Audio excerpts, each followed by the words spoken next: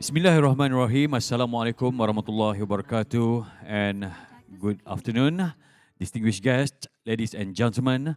Welcome to the Forum on Home Ownership, the Halal and Toyib Way, a UK case study brought to you by the Association of Islamic Banking and Financial Institutions Malaysia, AIBIM. Can we give a round of applause, please? Distinguished guests, ladies and gentlemen, for this forum, AIBIM is pleased to bring you experts from Pfida. Established in the UK since 2016, Pfida has paved the way for a new generation of Shariah-compliant housing models that balance risk management, profitability, and consumer satisfaction. Let us explore the Pfida model of home ownership, built on partnership principles rather than debt. Backed by prominent scholars, this UK-based model sets a new benchmark in aligning home ownership with Maqasid al-Sharia, going beyond the bare minimum to deliver ethical and impactful solutions. Join me to welcome the expert panelists, Mr. Raza Ullah, CEO and founder Pfida, alongside Mr. Salman Hassan, Chief Legal Officer and co-founder Pfida, onto the stage.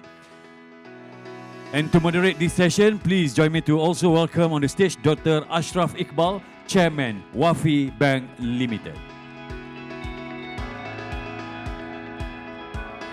Delegates, ladies and gentlemen, for Q&A, you may submit your related question to our panelists via QR code on slido.com, which will be displayed now.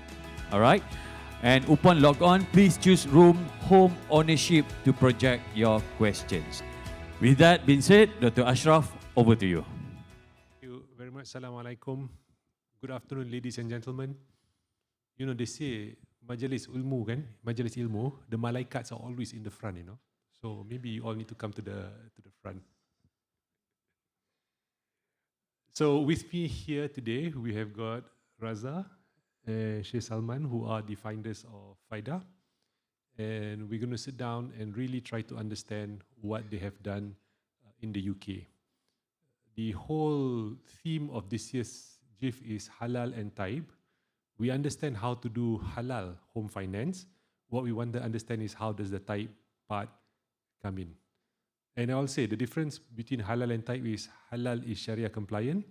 Taib is where the issue of justice gets introduced into the equation. I'm going to do a bit of a longer introduction before handing over, and then Raza and Sheikh Salman will do a 45-minute presentation. After that, we'll open the floor to question and answers, because your best learning is going to come from the questions that you ask, right? So that's the format that we're going to take. Very ironically, to be starting an Islamic finance program to say that the start of this journey was Richard Branson. And this goes back to 1997, before he started Virgin Money. He asked the question, if we price credit on the basis of credit risk, why is it for the same person, a home mortgage, this is the price, a car, this is the price, credit card, this is the price, etc. But the credit risk of the person remains exactly the same. So that was where he started his thinking. They launched Virgin Money, which then became Virgin Bank. And in there was a product called the Virgin One Account. And in this Virgin One Account, he says, the biggest debt that you undertake in your life is the purchase of your home. Betul tak? And yet it is the most illiquid debt. You've got the house, but you don't have the money. So he says, and yet for the bank, the most secure asset you could have is actually the house. So they said, why don't we use the house as a rotating credit facility where if you have repaid and you need money to buy a car, you just take it from the house, you go and buy the car, and it's a single rate, which is whatever the mortgage rate is. So this is what Richard Branson started. Standard Chartered copied him. And I think Standard Chartered was called Mortgage One. Anybody from Standard Chartered here? Standard Chartered. And then HSBC copied that model. So the product, if anybody from Amanah is here today, the Home Smart Finance, that was the template that was used. At the same time, in the US, there was La Riba, and the late Dr. Yahya. He just passed away, I think, a month back. And what La Riba did was, again, to introduce Islamic home finance. But what they did was, instead of pegging the rental rate to lending rates, they pegged rental rates to actual rental in the area. So if you wanted to buy a house through La Riba, you would say, okay, you would go to find an agent and say, here are 3 quotations for what the rental is. La Riba has 3 quotations for what the rental is, and they average out. So if it's a $300,000 house, that's the musyarakah part of it. But the rental for the portion that you don't own is based on actual housing rates. Okay, so that's how La Riba operated. When the 2008 financial crisis came, and remember, the 2008 financial crisis was not a global financial crisis, it was a white man's crisis. 98, they say, oh, Asian financial crisis, the Asians don't know how to manage their money. When they got crisis, they say, global crisis. No, it was a white man's crisis, right? And that crisis emerged in California in the housing market. And at the peak of the crisis, Bank of America had already 40% loan loss. La Riba had less than 1%. So everybody started to ask, what is it about this funny small bank that in the heart of the crisis, everybody is, Bank of America got wiped out, Wells Fargo got wiped out, this small La Riba less than 1%. And it had to do with the shock absorbency or the justice that's inbuilt into the system. La Riba has taken it that far.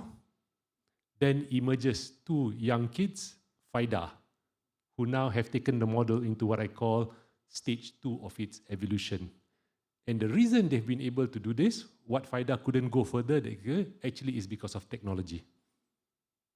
Right? So I have been collaborating with Pfida now 5-6 years, pre-pandemic, right? Definitely pre-pandemic, and have seen how they have grown. I'm now going to pass the mic over to Raza, and what I would like for you to do is to think of this from the point of view, if I wanted to buy a house, would this be a scheme that would appeal to me? So in the next 45 minutes as they go into the presentation, put yourself in the position of somebody who wants to buy a house and ask yourself, is this a scheme that will work for me? Right? So with that, I'm going to pass the mic over. And who's going to go first? Sheikh Salman? Silakan.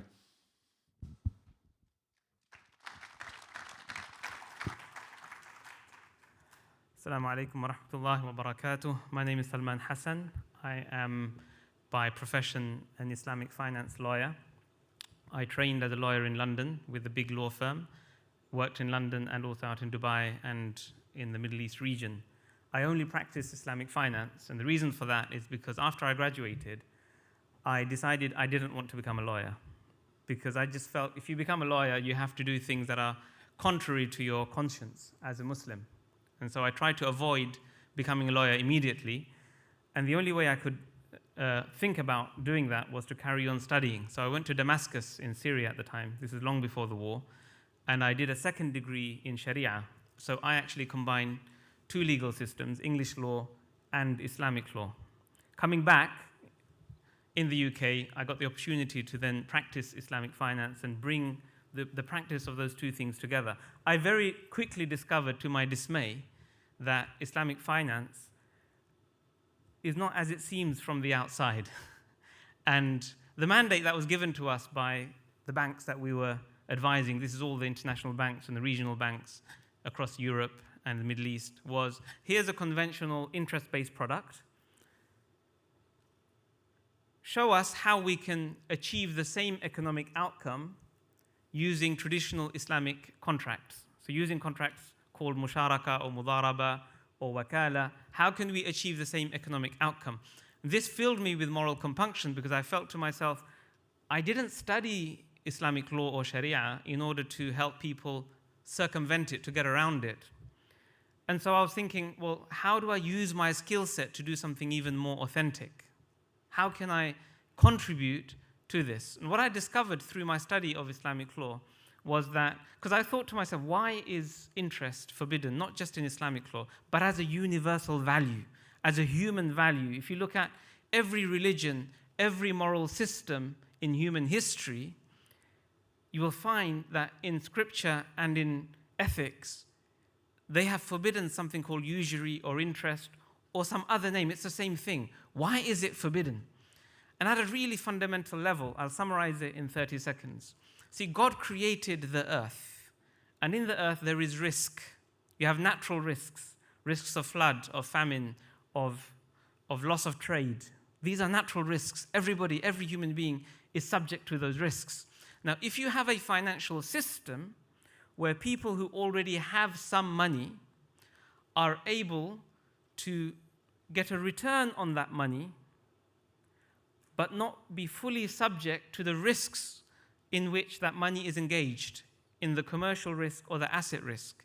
So if they can pass most of the commercial or the asset risk, if not all, onto the borrower, but still skim some of the cream off of the revenue generated from the activity or asset, you get a system which over time transfers wealth inevitably from people who have less money or no money to people who have more money. It impoverishes society. This is why every community abhors it.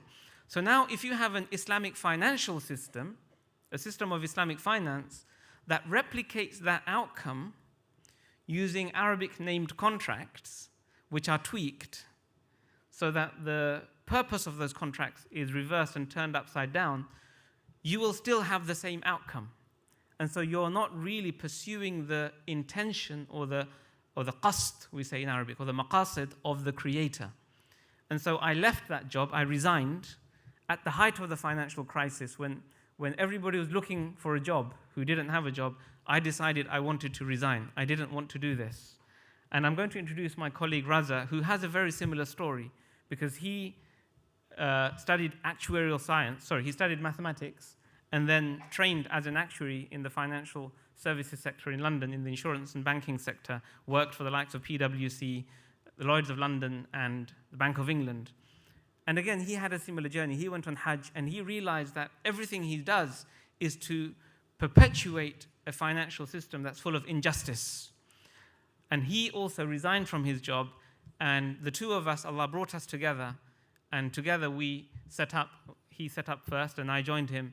We set up Pfida, and now it's been almost 10 years in our journey. So that's the genesis of how we began, the thinking, the ethical framework of why we are doing this. And I think that's very, very important, because whether we succeed or not to become a unicorn, to become £1 billion or $1 billion company, I think is not the point. The point is we want to be a beacon of light to show people that there is another way. In the last financial crisis in 2008, they said, well, we have a financial system that's broken, but TINA, T-I-N-A. T-I-N-A stands for there is no alternative. We are here to show, even in a small way, that there is an alternative. And we want to inspire both the younger generation and other young people like us. I think we're still young. And we want to attract the love of our elders that you have bridged for us. We have taken the journey to the next step from where you left it, inshallah. And we want to bridge for the next generation. This is a journey, and we want to talk about that journey today, inshallah. So Dr. Ashraf very kindly spoke to you about a person who's very close to our heart, somebody I've met, Dr. Yahya. He inspired us because of what he did at La Riba. And because of his circumstances, and because of the Constitution of the United States, he had to work within a certain framework and created certain principles of justice, for example, linking the rental rate to the local rental market as opposed to the macroeconomic interest rates, or in the UK we call it SONIA, which used to be LIBOR. He broke away from some of the mindsets that were stuck in a box that was within the interest-based financial system. So he paved the way for a new way of thinking. Now at Pfida, what we did is, because the UK has quite a unique legal and regulatory framework, we were able to create what we call a solution between two traps. In the UK, we have traditional mortgages, which, if interest rates stay low for the next 20, 25, 30 years, might be an affordable way to buy your home.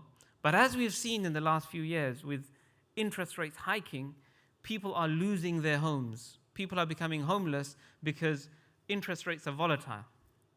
And there's an inherent injustice in this. People are actually losing their homes. We meet people who can't afford to pay their mortgages anymore. Their marriages are breaking down. Mental health, they're in hospital. People are committing suicide. So the total toll and death toll of this is huge. In the UK, we have a charity called Step Change. And Step Change did a bit of research into something called problem debt. Problem debt. This is debt that people cannot afford. And this costs the UK every year £8 billion. £8 billion in total cost, not just in financial cost, but also in health. So us taxpayers, we pay for the medicine, the medication, and the hospital admittance of people who can't afford their mortgages. So we are actually indirectly paying the cost of this for some people to profit from the misery of others. We all pay for it. We don't realize this, but we all actually pay for it. And so what we did is, we've got, on the one hand, we call this the debt trap. The debt trap of being in debt, long-term financial slavery. On the other hand, we have something called a rent trap. A rent trap is people who either choose not to get a mortgage because of their faith or their values, or because they just don't have access. They're financially excluded, and so they're in long-term rent. And there's a lot of people who are on good incomes in the UK who spend half, if not more, sometimes 2/3, 3/4 of their income every month just paying private rent in the private sector, which means they can't save up enough to buy their own home. So they're in a long-term rent trap. And so we saw this debt trap and a rent trap, and we thought, well, each of these products has certain good features. A mortgage, if it's priced in an affordable way, enables people to become a homeowner over 20 or 30 years. There's a good thing about that if it's done in the right way, but without debt. Rental has flexibility. You're not in debt, you're paying rent, but if the rent is affordable, and you can have affordable rent, along with the ability to eventually buy your home, then you can combine the best of both worlds and create a product that has the best features of a mortgage and the best features of what we might call a shared ownership scheme. And that's essentially what we've done at Pfida, and that's what we call phase 2. Raza, my colleague, is going to drill into the details of that and tell you exactly how that works, because we've got some really clever features in there that we've spent a long time thinking and actually implementing. This is not theory, we've actually done this. And in phase 3, where do we go from there? And I'm going to come back to what Dr. Ashraf was saying earlier about how do you create maybe a parallel equitable system, because we live in a global financial hegemony. And that hegemony is based on debt and interest. We have to plug into that system. We cannot live without it. We can't live without banking. So we're not here to say, let's do away with banking. We can't. But within that system, can we employ our collective genius, not to perpetuate that system, but to create pockets, oases of relief where we align society's interests, because debt creates zero-sumness. It conflicts the interests of the lender and the borrower, whereas equity aligns the interest of the financier and the person being financed. There's an alignment of interests, and that's why every moral system gravitates towards that and gravitates away from debt. Can we create examples of equitable home ownership and other products within the debt-based financial hegemony? And I hand over to my colleague Raza, who's going to drill down into what we've done at Pfida in the UK. Assalamu alaikum.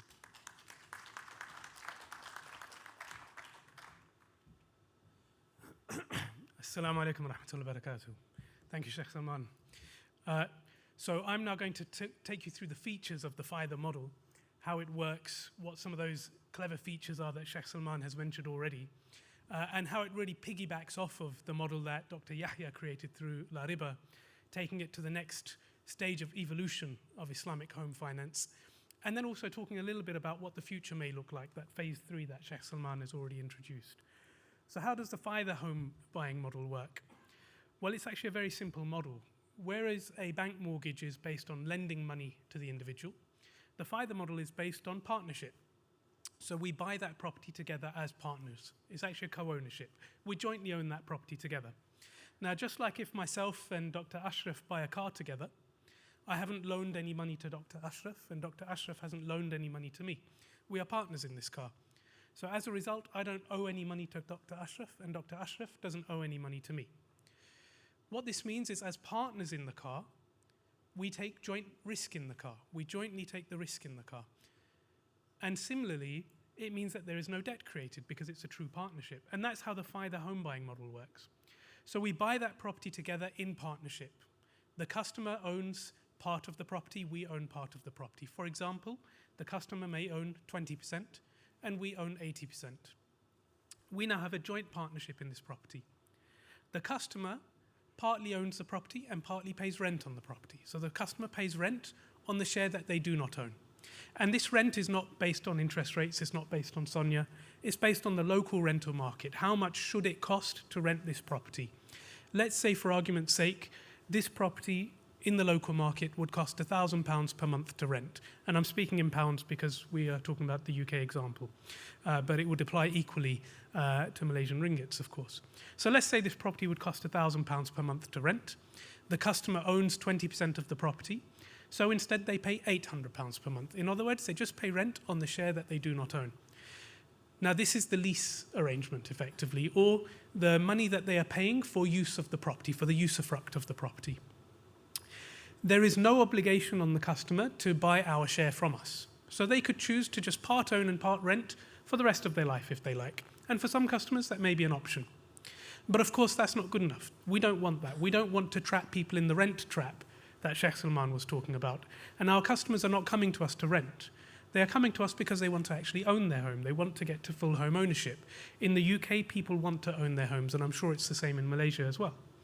So how does a customer get to full home ownership? Well, when the customer comes to us, they say, I would like to fully own my home after 25 years. And then we do some maths for them. And we say, okay, to achieve your goal, here's the rent that you need to pay every month. If you were to also buy this amount of equity from us every month, after 25 years, you would fully own the home. Now, this is just maths. This is to help the customer understand their target. But there is no obligation here. The customer can go higher than this figure. The customer can go lower than this figure. Or the customer can throw this figure out the window and just pay their rent. And so the customer has a choice every single month. I'm going to either just pay my rent and be comfortable just renting part of my property and owning part of my property, or I'm going to pay my rent and also pay my target level of equity so that I can stay on track to fully own my home. Or when times are good, I'm going to pay more than that. Or when times are bad, I'm going to pay less than that. So you can see the customer has lots of different options. Now, you might be thinking, well, that sounds quite complicated. As a customer, how do I know the impact of these different choices that I can make every single month? And I'm going to come into that, and Dr. Ashraf touched upon it in just a minute. This is where the tech becomes crucially important. This was the limiting factor for Dr. Yahya in the La Riba model, and we have solved for that already. But for now, let's talk about the product itself. So the customer has a choice every single month how much of our equity they wish to purchase. And our policy is if the customer wants to buy from us, we will sell to them. Our policy is also that when we sell equity to the customer, to keep it affordable, we sell to them at par value, i.e. whatever it cost us to buy, we sell it to them at that cost. And what this ends up is being a very generous solution to our customer. And this is how we move from halal to tayyib, because it makes it affordable. So in the UK, property prices tend to increase on average 5 to 10% per annum across the board, whereas wages in the UK tend to increase 1 to 2% per annum. So if we were constantly revaluing the property, that property would become more and more unaffordable for the customer over time. So what we've done at Pfida, because of our vision and our mission to increase wealth and increase home ownership, particularly amongst Muslims who are very financially excluded in the UK and in many parts of the world, we took the decision that we will make our money for our business from the rental income. That's our profit-generating model, the rental income that the customer pays to us. Whereas when the customer is buying equity from us, we made the decision to sell to them at the original cost. And as a result, as the property goes up and up in value, the customer is benefiting. And we're increasing wealth for Muslims as a result of this model. Now, the customer can actually staircase up, buy more equity from us, but they also have a notion of an equity buffer. Now, the equity buffer is the customer's protection in the property. This is their equity in the property that protects them in times of need. So how does a mortgage work? A customer must pay their interest plus capital every month, broadly speaking. If they can't afford that total payment, they're in trouble, they're in default, and the bank may very well repossess their home from them. With the Pfida model, the customer does not have to buy equity. So they've got a target payment, for argument's sake, £1,000 per month, which is their rent plus their target level of equity purchase. We want them to pay that target payment, and we incentivize them to do that by giving them a rental discount whenever they stick to that target payment. So ordinarily, let's say their rent is £500 and their target payment is £1,000. When they pay £1,000, we give them a discount on their rent. So instead of charging 500 of that as rent, maybe we only charge 400 of that as rent. And so the remaining 600 goes towards equity purchase. And that's how we incentivize our customers to get to full home ownership, rather than getting comfortable in the rent trap. So rather than paying the lower amount, which is just rent, we incentivize them by giving them a rental discount, and that way you would have to be insane to not make the target payment unless you genuinely can't afford it. So whereas other rent-to-buy providers or shared ownership providers, they perform their credit assessment on the customer's ability to just pay their rent, we want to ensure our customer can afford to pay their target payment, and we incentivize them to do so. And that way we know this customer has a real chance of getting to full home ownership in a way that is affordable. Let's say the customer has a difficult period and they can't pay their target payment. So instead of having £1,000 in their pocket, their car broke down, they've only got £800 in their pocket because they had to pay the mechanic to repair the car. What happens now? Well, the customer can simply choose to pay £800 that month, which might be £500 of rent and £300 of equity purchase. This is possible because of the debt-free nature of the product. This enables the flexibility for the customer to flex their payments up and down in times of need. What about if the customer loses their job, so they can't even afford to pay their rent? Now they can rely on what we call the equity buffer. The customer has equity in their home, and so they can actually trade equity back to pay for the rent that they owe. So if the customer owes £500 of rent and they don't have any income, they can pay us with £500 of equity instead. And to put that into context, an average customer of ours who has 10% equity in their home, if they lose their job on day one without ever having made a payment, that 10% equity buffer will last our average customer 2 to 4 years. So whereas the bank may give 2 months of payment holiday before repossessing the home, so taking the customer's home away from them when they're already on their knees going through the hardest time of their life, our customer has 2 to 4 years of security, so that in that time of difficulty, instead of thinking, oh my God, how am I going to pay the mortgage? They can focus on what's important because they've got the security of the roof above their head, and they can focus on getting back on their feet, finding another job, and starting to make payments again. And so what this model achieves is, as well as the most flexible product, which results in working with the customer to avoid default even in times of difficulty, it also actually results in a model that minimizes the risk of default to practically nil because of the inbuilt flexibility and risk absorption features of the model. And I'm going to show you the results of that in practice in just a minute. So I want to quickly talk through the evolution of finance over time. So we're starting with the conventional mortgage product. And this is a product that's very familiar to many of us. Sorry, my eyesight's not good enough to see it on that screen, so I'm turning to look at the screen here. So the conventional mortgage is a debt-based model. The bank lends money to the customer, so it's a debt-based model. It's an affordable model because debt generally is the cheapest form of funding. But as Sheikh Salman mentioned, it's affordable as long as interest rates remain low. If, as we've seen in the last couple of years, post-pandemic, if interest rates start to spike, that can cause real problems. And in the UK, we saw mortgage customers whose mortgage payments doubled overnight as a result of interest payments, and that resulted in a huge strain on many families. It results in full home ownership at term, It doesn't have the benefit of the equity buffer that I mentioned. Very low flexibility to overpay or underpay without being faced with early and late repayment penalties. And of course, not Sharia compliant. And it's a very heavily regulated product. The regulator regulates debt. Why? Because when a customer is taking out debt worth hundreds of thousands of pounds or hundreds of thousands of ringgits, maybe even millions of ringgits, and that debt is going to follow them for the rest of their life, if that product is not heavily regulated, it could very quickly start ruining lives. Does anybody here know what the word mortgage means? Great. The word mortgage comes from, it's a combination of French and Latin. Who here knows what the word mort means in French or Latin? Mort. It means death. The word mortgage means death grip or death pledge, right? Because when you take a mortgage from a bank, they've got you in their grip until you die or until you repay that mortgage. Even if you die, that death pledge follows on to your next of kin. So that is a very, very heavy product to take on. And that's why it needs to be regulated. That's why regulators regulate debt, because debt can and does ruin lives if not managed properly. What about Islamic bank mortgages?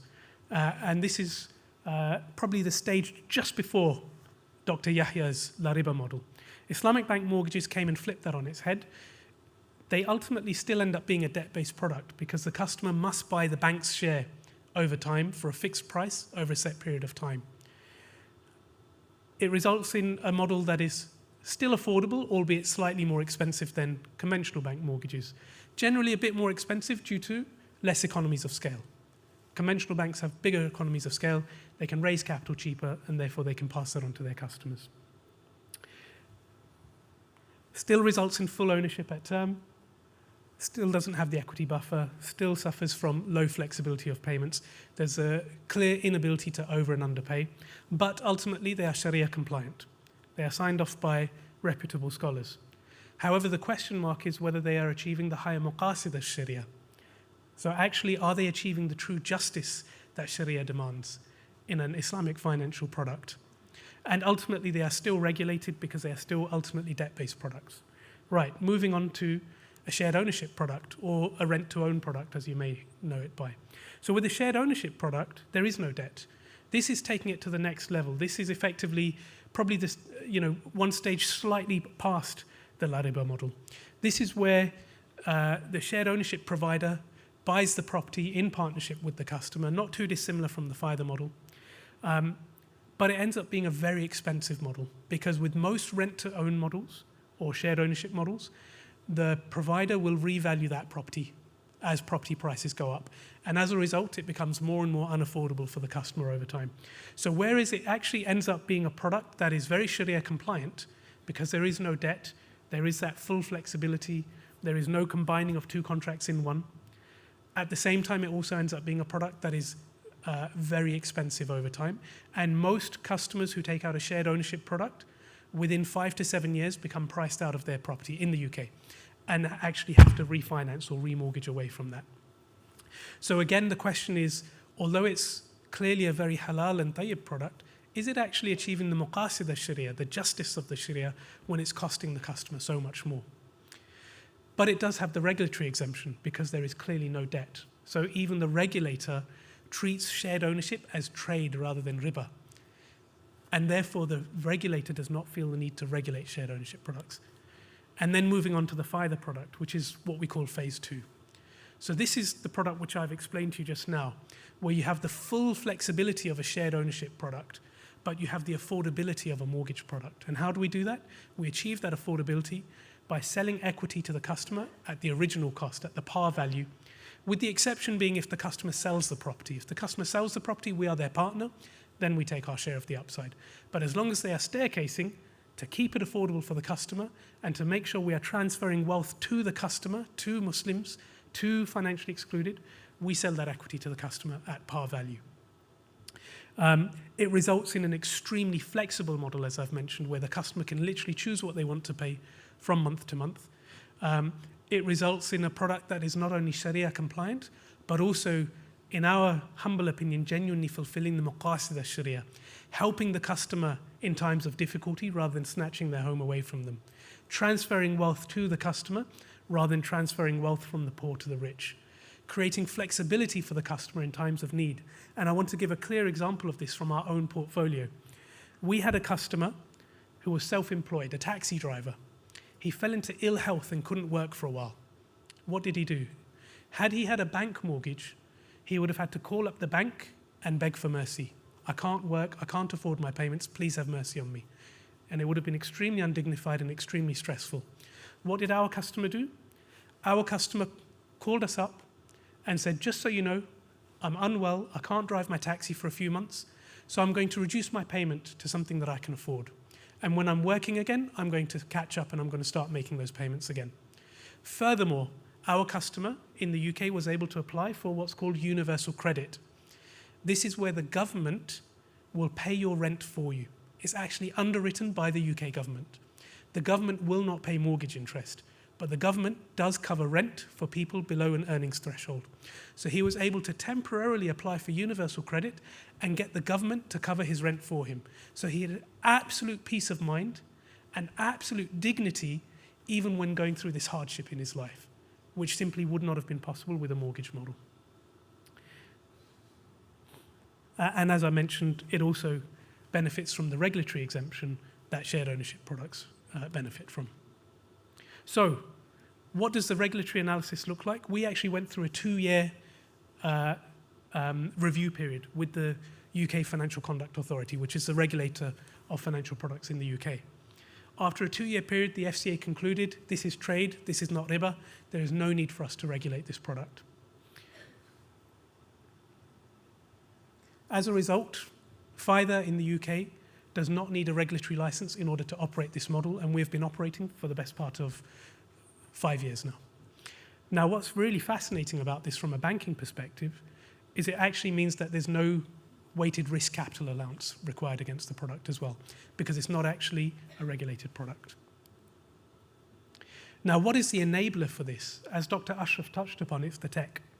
So we have actually built our own bespoke tech platform that facilitates customers from month to month.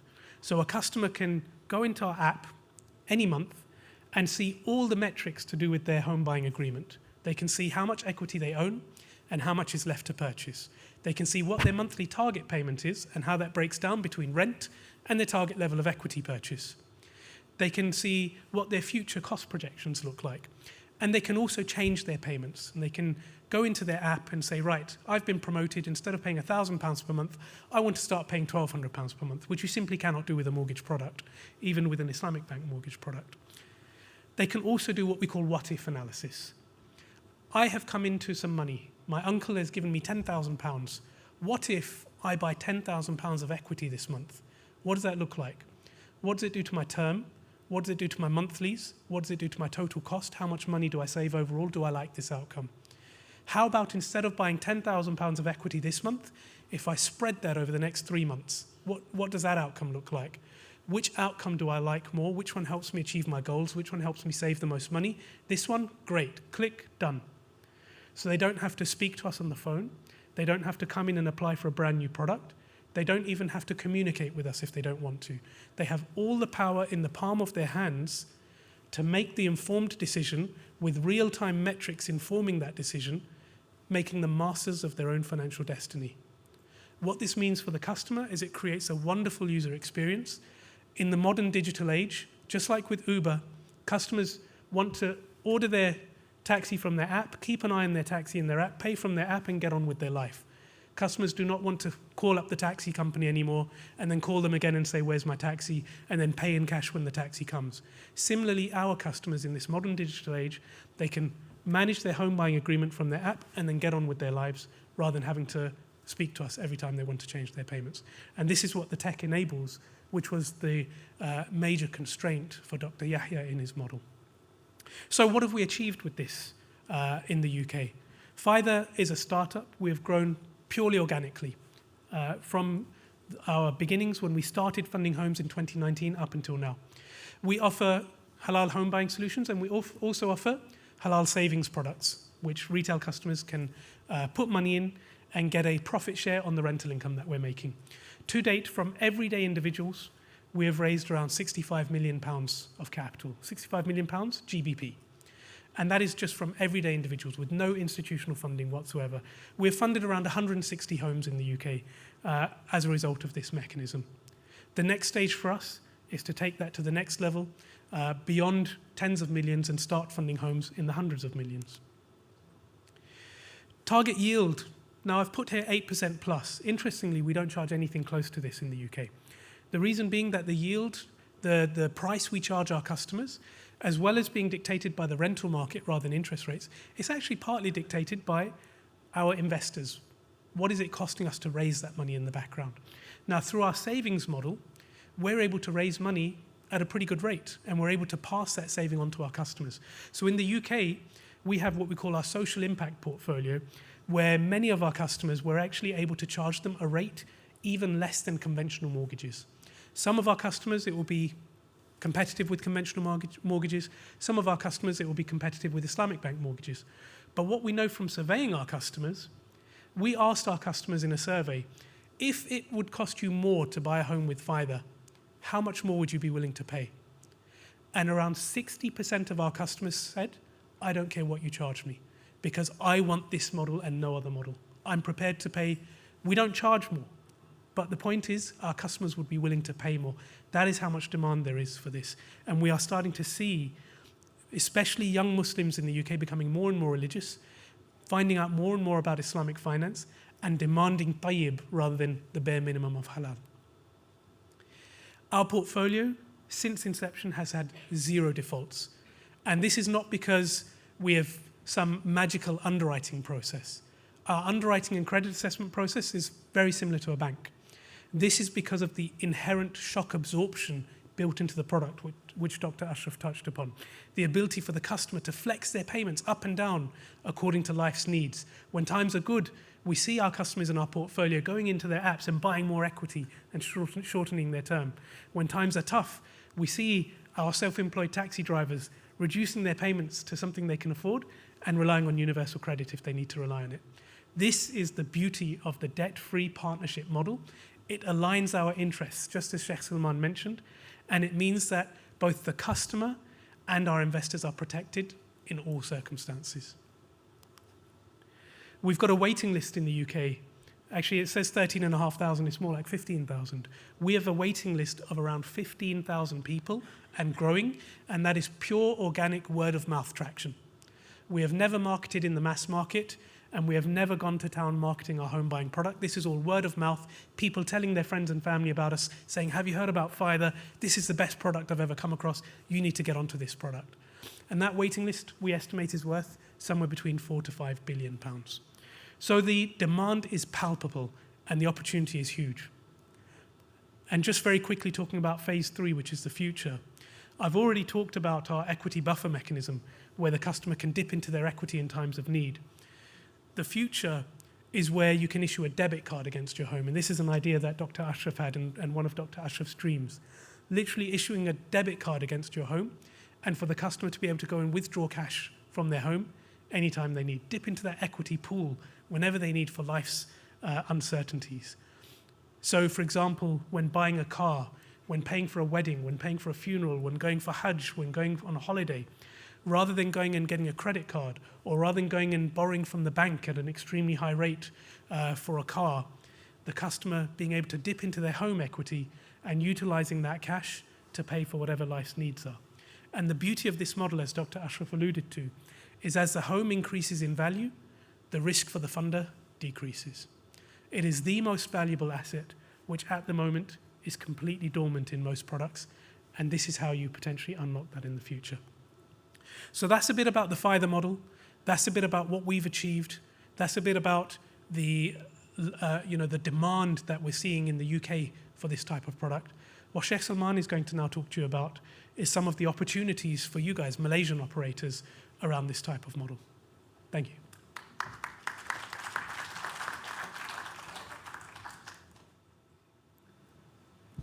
Assalamu alaikum. Before I do that, we've just got a couple of slides here about ourselves and our reputation in the market. As you can see here, the reviews that we have online for Pfida from our customers and from our investors are, I would say, nothing short of raving. People love what we do. They love the fact that we are providing a genuine alternative. And we have on there a lot of people who really commend the fact that this is not only halal, but also tayyib and ethical. It's taking Islamic finance. We're like the new generation. We're Star Trek. So we're taking finance to the new generation, inshallah. Right. Now, I want to talk a bit about our funding model. How did we raise the money to do what we do? So to date, we have raised about 65 million pounds sterling into our investment savings accounts, and we have a portfolio value of around 50 million. How did we raise that? Now, first I want to talk about how others do it. Most other players, when they enter the market, will go and borrow that money from a big bank. So they'll go to the likes of HSBC, Barclays, NatWest, Lloyds, and they will take what we call a credit line. They often call it a warehousing facility. So the bank will provide them a warehouse of 100 million, 150 million, 250 million, and they'll do that in tranches. And the bank will require the lender, the operator, to put in a slice of equity, their own money. So they'll say, you put in 10%, we'll leverage you up and give you the other 90%. That's how it works. And the bank requires the lender to take first loss on their equity. You're bankers, I don't need to teach you this. Right? You know how this works, right? So the borrower, in this case the lender, the provider of the home finance, takes first loss on their equity. That's how it works. I want to tell you an amazing story. And it's almost miraculous. I think there's the hand of God in this story. And that is, we've come to a point where we have grown organically over 5 years. We have a portfolio of about 50 million, and we need to scale, we want to scale faster. In a moment, I'm going to explain to you how we built that portfolio, because there's another beautiful story there. So there's two beautiful stories I want to tell you. How we built our existing portfolio organically without the support of a bank. Where did we get this 50 million from? The second story is, we've now gone to the banking sector with our values and our ethics and told them, we're not going to compromise on this. We want you to risk share with us, and I want you to hear their answer. Right. So the first story is, what is our own funding model? So here, we have effectively set up what you might call a housing cooperative. If you think about it, in fact, the banking sector, if you go back hundreds of years, they actually started off as mutuals, building societies, cooperatives, where people in a town would club together and they would pool their money to help those people who need finance. So it was community-based finance. That's how banking actually started. We've taken that model, and there's a long tradition in the UK of that cooperative model, which actually, if you go back even more into the past, comes from the Islamic tradition. In England, if you're a lawyer, you may know that English law has its provenance from the island of Sicily. So the English law is divided into two: the English common law, and then you have the law of equity. The law of equity in England is drawn from equitable principles from the island of Sicily. But what many people don't know is that the island of Sicily in the Middle Ages was an Islamic jurisdiction. And so when English law draws from Sicilian law, it's actually drawing from Islamic law. And so this whole cooperative mutual model actually comes from Islam through the Mediterranean up into England. And so we have a really amazing hybrid legal system in the UK. So we've taken this idea of a cooperative. Now, if you think about it, what does a bank do? A bank is a financial intermediator. It takes money from us, it borrows money from us. When we place money, deposit money in our current and savings accounts, the bank is borrowing that money from us, and it pays us a rate. It then lends that money back to us and charges a higher rate, right? That's what a bank does, okay? And the bank makes the difference in the margin. Banks do many other things, but I don't have time to go into that. Now, what if we do that, but on an equity basis, without debt? That's exactly what we've done. So we've set up investment savings account, effectively what you might call a home finance fund. And people, ordinary people like you and I, They set up an account with us from as little as £100 to £10,000. Our average ticket size is what, £12,000? So the average amount in an account is about £12,000. People save with us.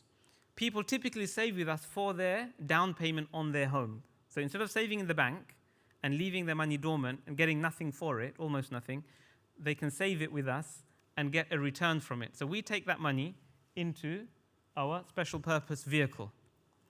Now, those people who are saving to eventually buy a home with us, there's an intergenerational play here, because some people are ready. They've saved their deposit. They've got £50,000. They've got £70,000. They're ready. Other people might have £5,000, £10,000. They're not ready yet. They're going to take several years to get ready. So what we do is we unlock that dormant capital, which is sloshing around, sitting in the banking sector. There's billions of pounds and dollars worth of dormant capital sitting there doing nothing, which we're allowing the banks to use because they're leveraging off of that.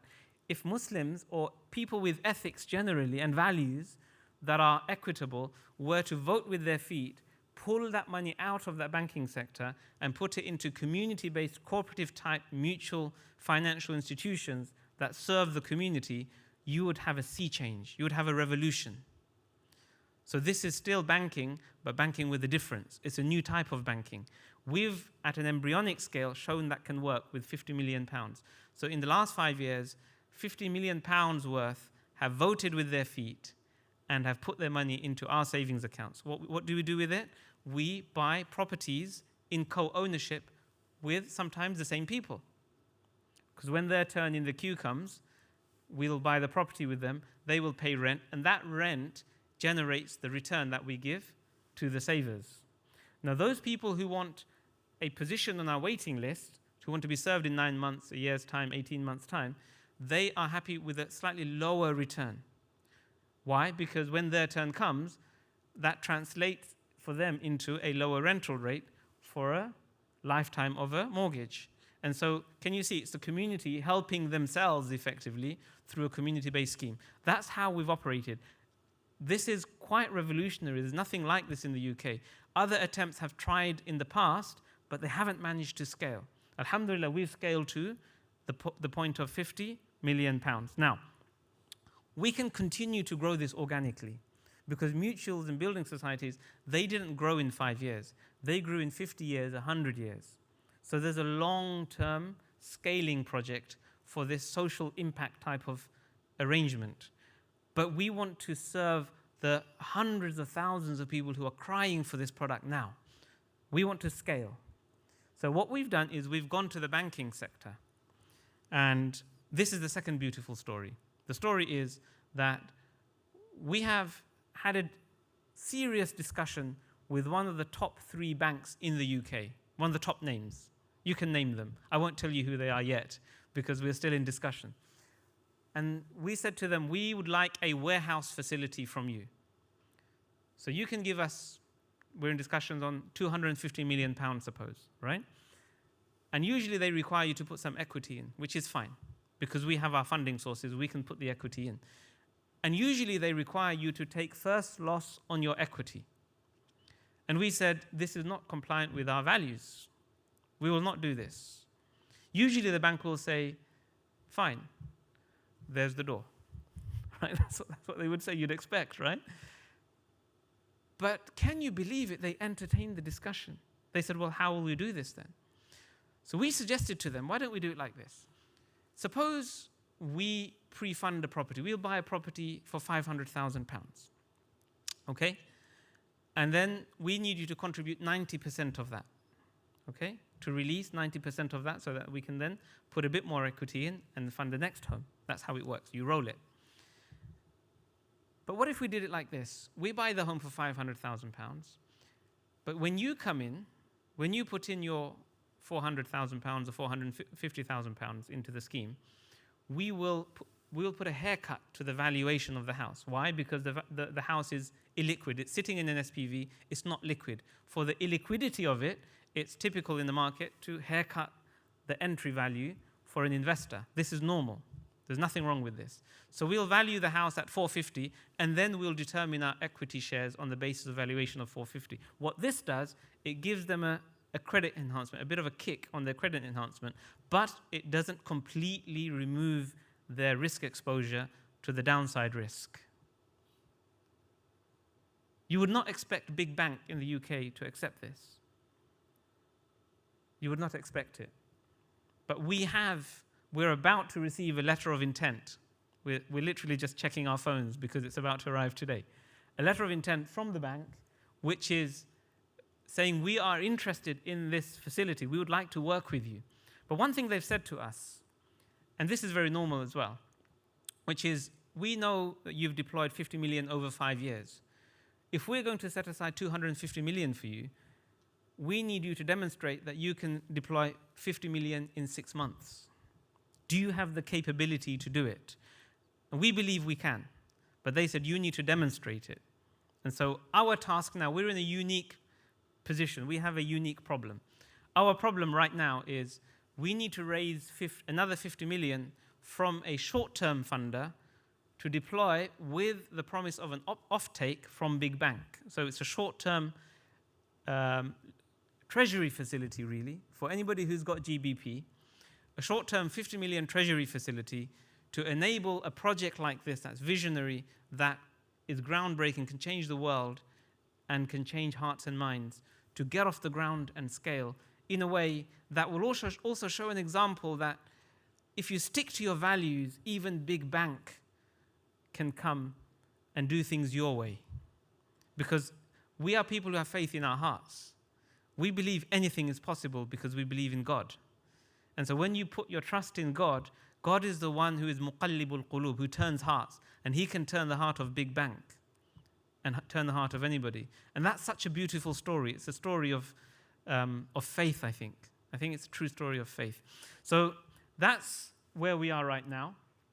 Of course, the bank will then do an onward public securitization. They will either fund this from their balance sheet or from the money markets and then aggregate it and then do a public securitization of their platform. But what that does is it then demonstrates that a project like this can scale, can access financial markets, and can then serve not just hundreds of people, but not thousands of people, but tens of thousands of people.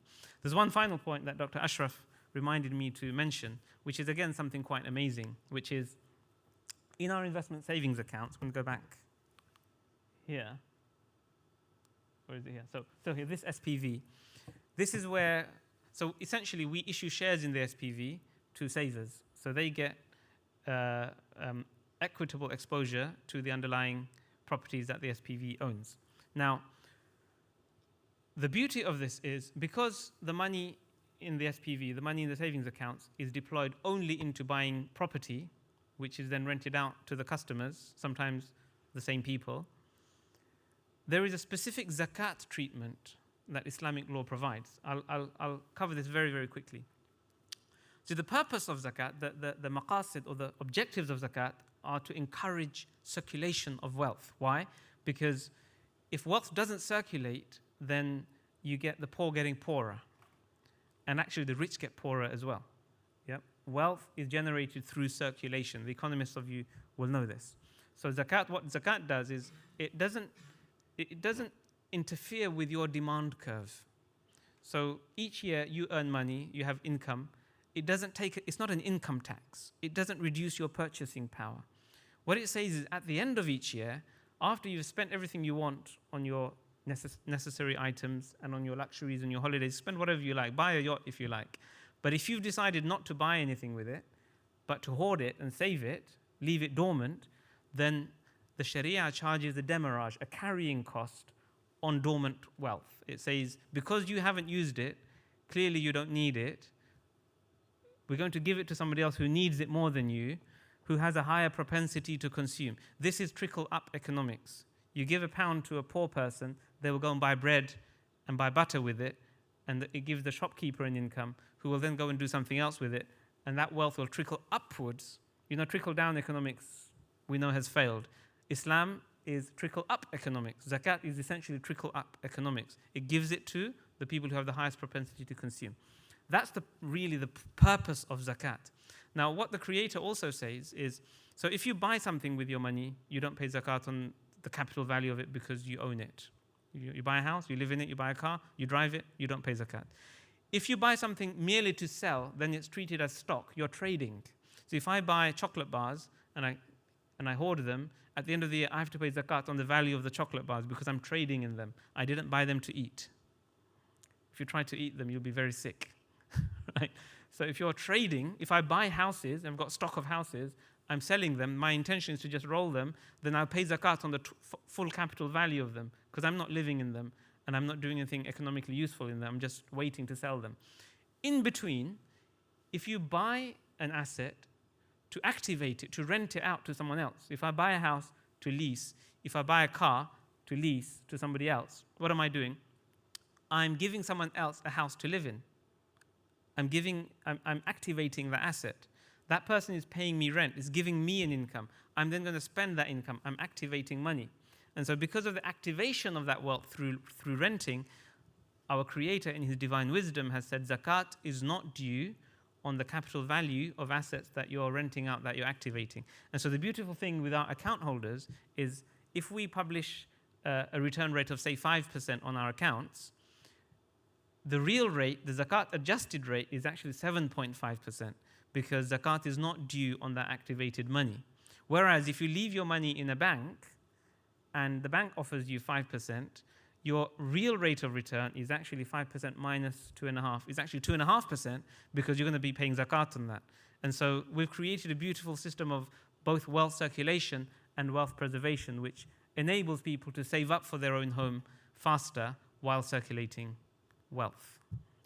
We have many more beautiful things within our product and the way we operate, but we just don't have time to talk about them. But we'll open up for questions now. Jazakumullahu khairan.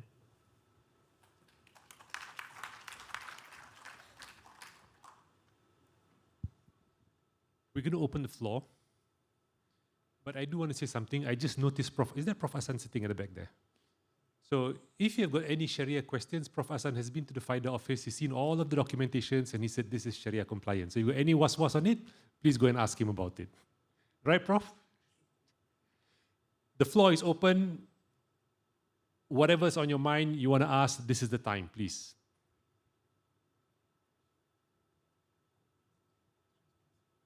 Sorry? I don't think so. There was the Slido.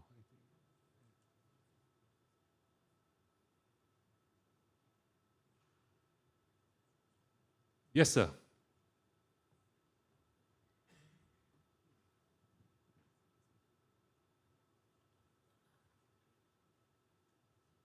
We can't see, so you need to sort of mention, yeah, because the spotlight is straight in the eyes.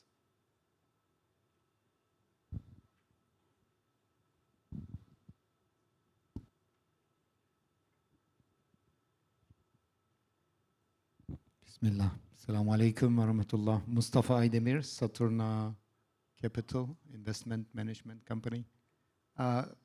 Sorry, maybe you said it earlier. I missed it. How much do you pay investment return? Thank you. So in the UK, we have savings products for individuals. They vary. We have one savings product. Our savings products are called GYS, Grow Your Savings. We have one product called GYS Home, which is for people who are saving with us while they wait for their term to buy a home. As Sheikh Salman mentioned over there, they're willing to take a smaller rate in order to get to buy a home with us faster and get a great rate of funding for the rest of their life. So on our GYS Home accounts, our savers are happy to accept a rate as low as 1%.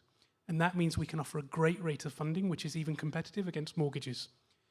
We also have other savings products for people who aren't looking to buy a home, who just want to park money and get a halal return on it. And actually, Dr. Ashraf is one of our savers. So we have higher yielding savings accounts where we pay returns at the moment as high as 4.7%. Completely zakat free. So if you compare that to a bank account or a fixed income product, you would have to earn 7.2% on a fixed income or bank savings product in order to achieve the same net return. Thank you very much. I also want to ask about the zakat.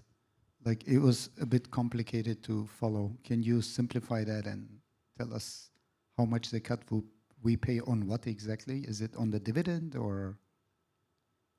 Thanks. So that's a very good point. What about the dividend? So there's a capital value. So if you put £5,000 in the account, that's the capital value of the account. That's the balance of the account. Once we receive that, we will, as soon as we can, allocate that to a property. So we might receive that on a Monday. If we allocate that to a property on Friday, 5 days later, in between it's sitting as cash. Okay? If a person's zakat date arrives on the Tuesday, our tech will notify them that your zakat date has arrived. The balance of your account is £5,000. It has not been allocated yet. So therefore, please factor in £5,000 into your zakat calculations. You must pay zakat on that. But if their zakat date was the Friday after, or say Friday, we allocate that money to a property, the Monday after is the zakat date, they will get a notification, your £5,000 has been allocated to a property, no zakat is due on your balance. So that deals with the capital. Now, what about the dividends? They'll receive monthly dividends. Again, the dividends are, most people in our accounts will plow that money back. So they will roll over the dividends rather than withdraw it. If they withdraw it, then that's their responsibility. If they roll it over, then we'll just aggregate that with our capital in our accounts and allocate that to a property as soon as we can, and then the same principle applies.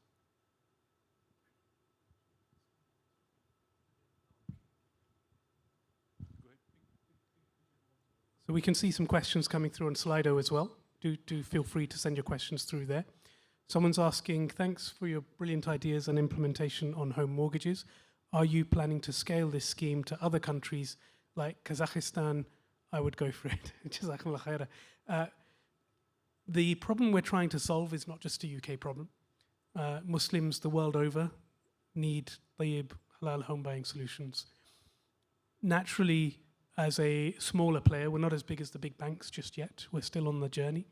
As a smaller player right now, we are cementing our foothold in the UK. We've talked about one opportunity for Malaysian operators to support our UK operations if you have GBP currency that you're looking to invest for a short period of time. Another opportunity is, of course, we want our product to reach all corners of the globe. So we're also very open to working with local operators in other parts of the world and trying to bring the Pfida model to those parts of the world as well. So both options are available, inshallah. What would be the typical margin for Pfida as compared to a conventional bank? That's the treasurer asking. So we have a blended margin approach that we seek to target. We have some accounts, as I mentioned, where we pay a return as little as 1%, and our customers are happy with that. We have some accounts where we pay a higher return of around 4.7%. We also have some SMEs, family offices, small institutions where we have to pay a slightly higher amount still. So we have a blended cost of capital across all of the different savings and investment products that we offer. What we target on a portfolio basis is a margin of around 1.5%, and that tends to be our long-term average margin. And I believe that's not too dissimilar from what banks tend to target. There's a question here which I'm going to take. Hi. Salman. So the question is, it's from Anonymous. Hi, Anonymous. What happens when there's a housing market crash? Would it be reflected in the equity, and how? So we go back to 2008. Remember I started at the start, right? I said in 2008, La Riba ended up with 1% loan loss. And this is the part that I said, you have to think about this if you wanted to buy a house. In a market crash, if you were already on a mortgage in Malaysia in the Asian financial crisis, you would have seen your interest rates jump to as high as 14% in a span of, 3-4 months. Right? That's what happened in California. But because they were pegged to rental rates, as the market is crashing, what happens to rental rate? Goes up or down? Goes down. So because people who are buying houses, they're not speculators, their goal is to stay in the house. And the justice of the system is when times are bad, market rates actually go down, but the riba interest actually goes up. Islamic Bank or not Islamic Bank, we saw that with the Liz Truss. When Liz Truss became Prime Minister, in a matter of 3 months, people were paying double for their mortgages because that's pegged to the lending rates. So the issue of crisis is not about equity. The issue of crisis is how do you allow people to remain and hold on to their houses until the crisis blows over. So Anonymous, I hope I've answered that question. Raza, I can't see what next one. My eyes are just too bad for this. Somebody's asking, is Pfida not regulated when taking savings deposits like a bank? What are the risks of defaults during a financial crisis? And what is the control mechanism? Really great question. So the way our investment products, savings and investment products work, we're not a deposit-taking institution, we're not a bank. So our savings products are investment-based products. Now, the way we've structured our savings products, our savers actually get shares in our special purpose vehicle. They're non-voting economic shares. Now, what that means is they're actually buying shares in a public trading entity. Now, the act of buying shares in a public trading entity is not a regulated activity, but the promotion of those shares is. So that is the part which is regulated in our model.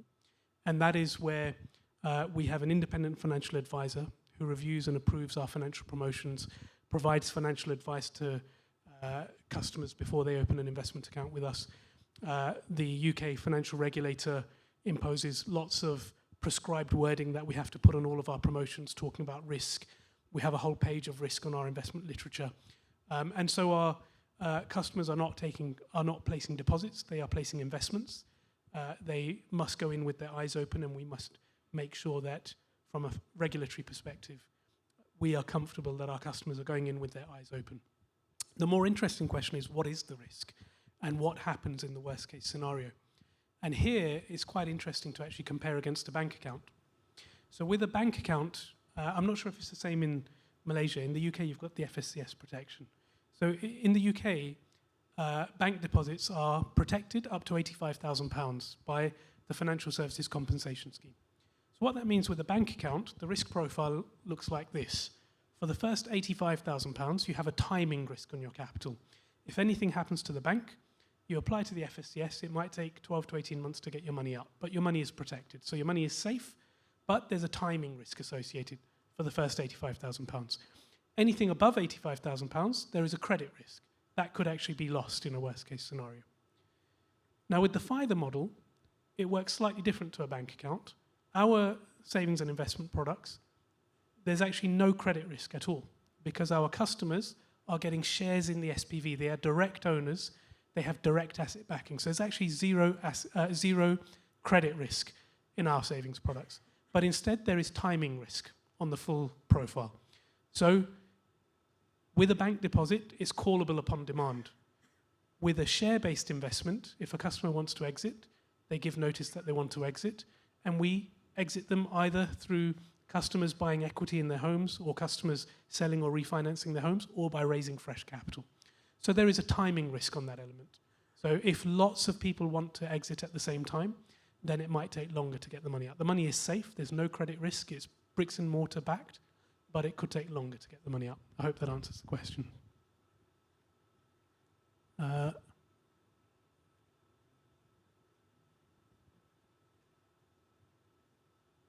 Sheikh, do you want to take the next one? So it says, I think the questions have moved. There was a question on zakat. When customers have shares, do they have the right to determine the ratio of shares they wish to receive? I'm not sure I understand the question. So customers, when they're putting money into a savings product with us, they get shares in the SPV. The number of shares they receive is It's pound for pound. Is pound for pound. So the SPV continually releases new shares as new investors join. And then each investor's share of the SPV, economic share, is just based on how much they've capitalized compared to the entire pool. Yeah, so just going back to, I think the question might also be about the share value. Does the share value fluctuate? Because we sell equity in the underlying properties to our customers at par value, so the value of the underlying assets on our balance sheet doesn't change. We don't revalue the properties.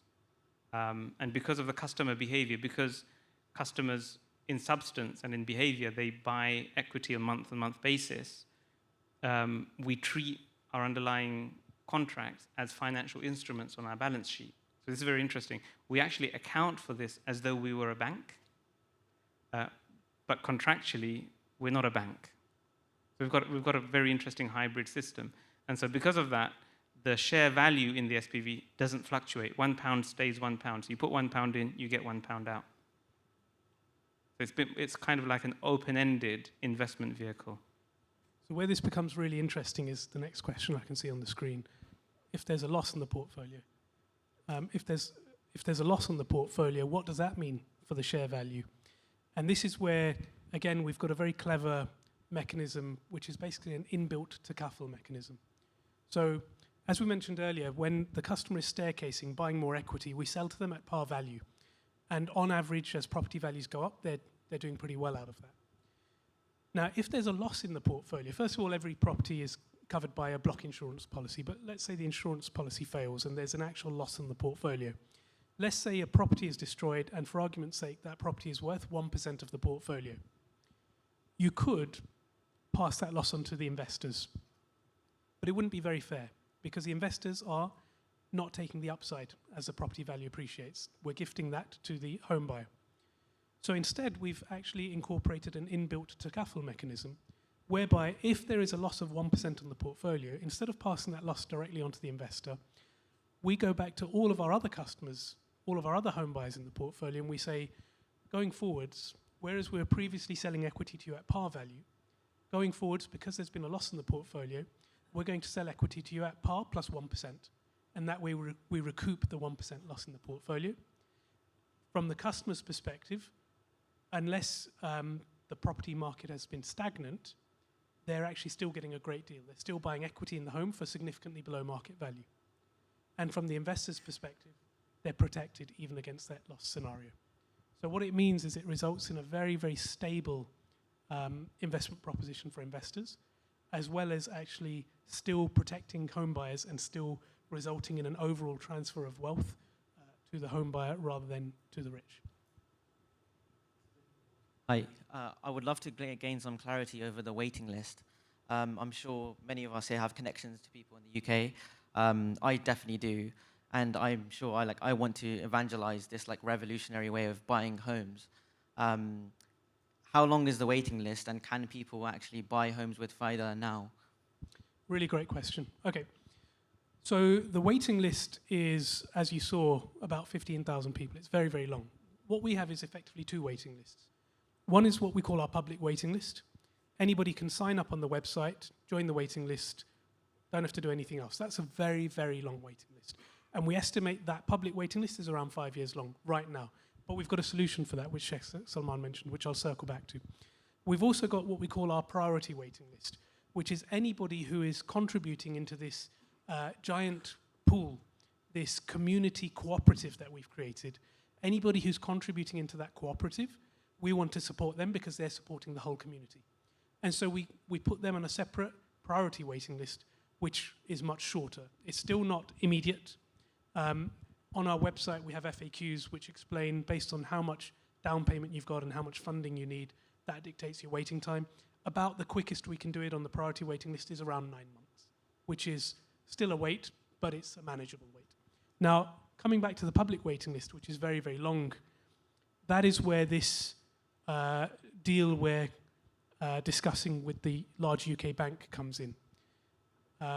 If we can raise and deploy the first 50 million, the UK bank, inshallah, we're expecting the letter from them imminently, can then contribute the next 200 to 250 million, as well as buying out the original 50 million. That's when we can really start serving even the public waiting list immediately. And our ambition is to now create choice. We've got the social impact portfolio fed by this beautiful community cooperative, where we can give a great rate of funding that's competitive even against conventional mortgages. But then we've also got the scale portfolio, which enables us to scale. If Pfida scales and becomes large enough, that enables us to continue supporting the social impact portfolio. Whereas by growing purely organically, it means there's thousands of people who just can't get into home ownership. So what it enables is choice. You can join the social impact portfolio by contributing into that beautiful community cooperative accepting a low rate of return while you wait, and then getting a great rate of funding for the rest of your life. Or if you can't wait, you can join the scale portfolio, where it's going to cost a little bit more, most likely because it's funded by institutional capital, but it means you can get funded immediately. And then it's a choice based on what the consumer needs.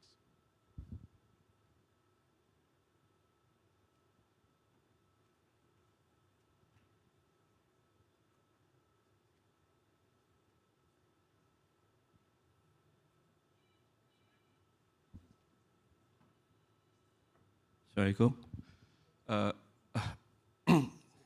The Lariba model use that the rental rate is lower than their cost of fund. Basically, they will not finance the mortgage.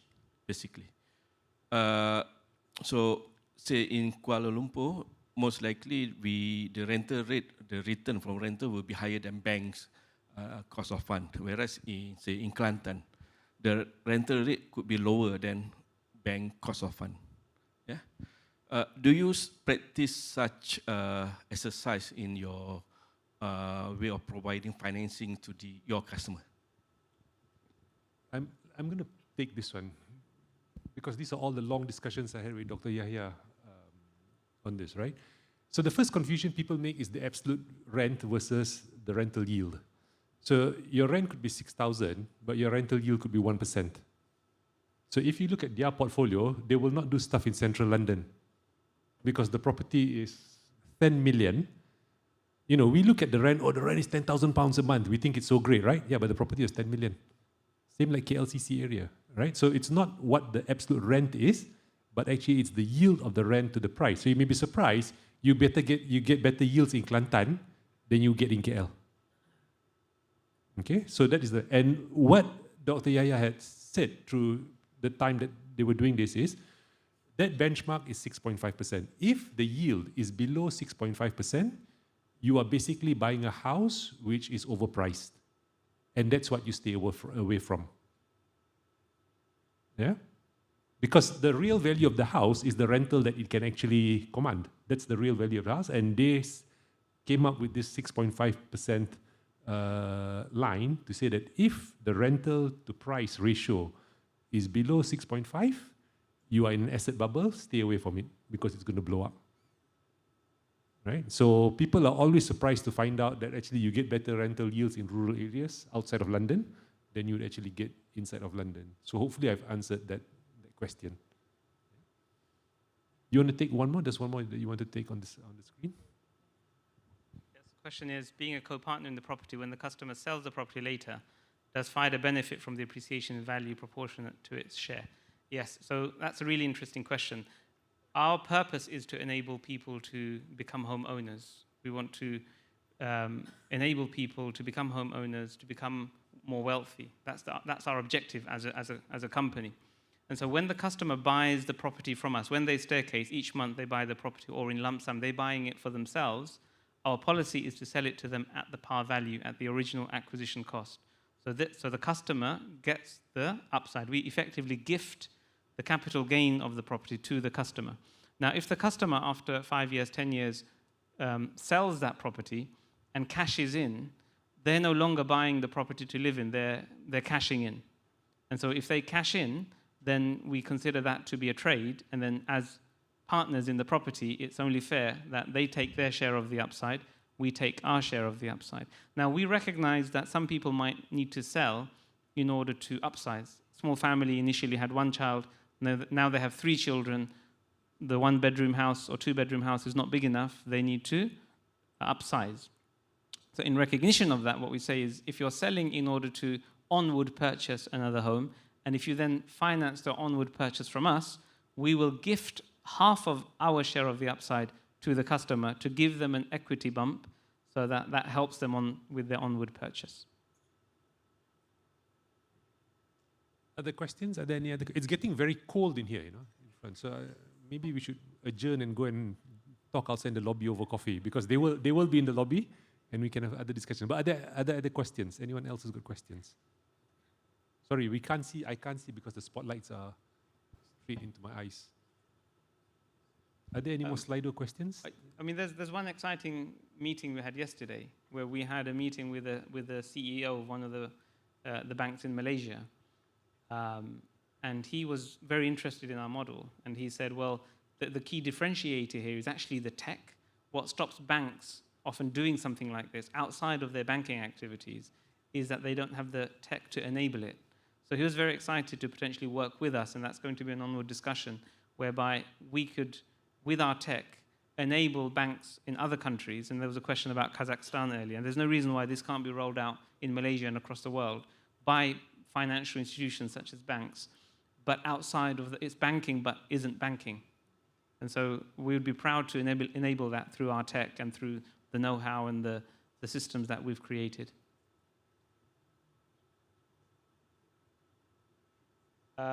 There were a few questions about inheritance. Now, the inheritance laws of the land will apply. Ownership or co-ownership in the property is, of course, a recognized asset. And so when a person passes away, their share of that asset will go into their estate and be inherited by their offspring. And so it's the same with a mortgage. When a person passes away, banks typically don't ask whether the heirs can afford the mortgage. So long as they keep paying, they just assume that everything's okay and they allow them to carry on. And so we'd have the same policy. If we find that they can't pay, then we'd have to make certain interventions in the same way that a financial institution would have to make. You've got a question? Silakan. Mike, who's got the mic? Or you could come forward, I don't know. Let's find an efficient way of doing this.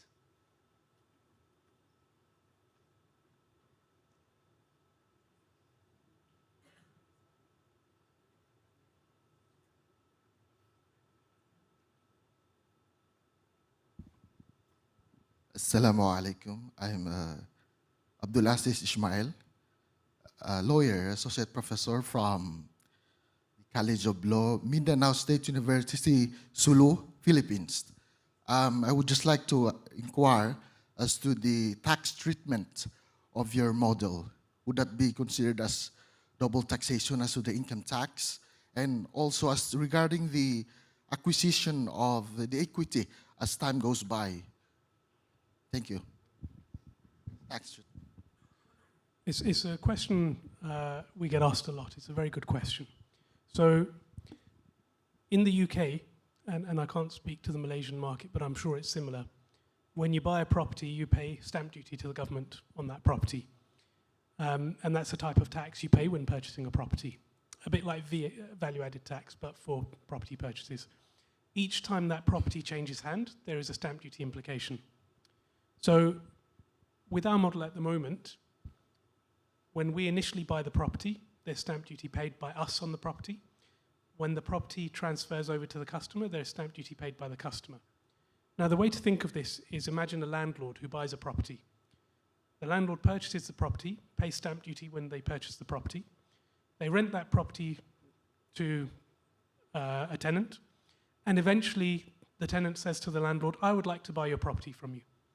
And the landlord says, sure, my property is worth £400,000, pay me £400,000, you can buy my property from me. The customer buys the property from the landlord for £400,000 and pays stamp duty on their £400,000 purchase. The Pfida model operates exactly the same way. We are the landlord. We buy the property up front as landlord. We pay our stamp duty on the property. If it's a £100,000 property, maybe we pay £10,000 of stamp duty. Later down the line, the customer purchases the property from us. Now, this is no different to buying the property from their landlord. But whereas the landlord would say, my property is worth £400,000, pay me £400,000, and the customer will then pay stamp duty on their £400,000 purchase, we will say to the customer, my property is worth £400,000, but we paid £100,000 when we bought it, and we paid £10,000 of stamp duty. So even though it's worth £400,000, you can buy it from us for £110,000.